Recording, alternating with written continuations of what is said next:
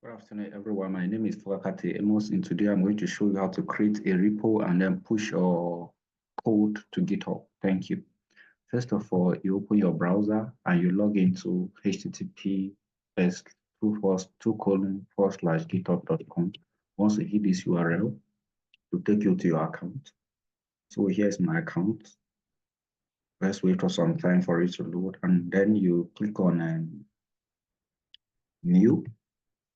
When you click on new, to take you to where you create a repo. So here you select the owner and then the name. And then once you do this, you click on create repo. So here we have created it. It has given us instruction on how to do it. You scroll down, you see here, you copy this, you come to your project, you open terminal, click on these three dots here, terminal, new terminal. So let's wait for it to load.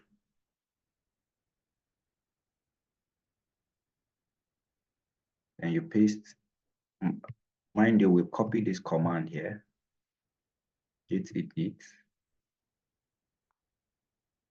We git init, we hit enter, we have initialized our repo. And then we now come here, we'll skip readme, then we'll now come and we'll add git add full dot. That means we want to push everything. Once you do git init, you see that all your files will turn green. Then you do git add dot, hit enter. You see it has worked. So now you now come and do git commit -n. Now this will be a message code. You can add anything. You can do maybe first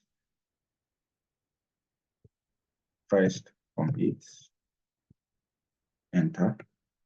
Now you see we have now added. I've shown you that this has been pushed. So you now come here, git branch. You now create branch -n. You have now created the main branch. You now copy this link here of the repo you created, and then hit enter, and then this, hit enter. So let's wait for it. So if you have done that successfully and you come to click on this, you will now see that all your code, all the code you wrote, they are all on here.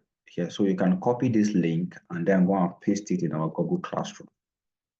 So that is how to create a repo and then push it to set a project and then push it to online repo. Thank you very much. Now let's go through it again. Now this is our about page that we worked on in class. This is our form. This is our form.css. I hope that is clear. Thank you so much. See you in the next class.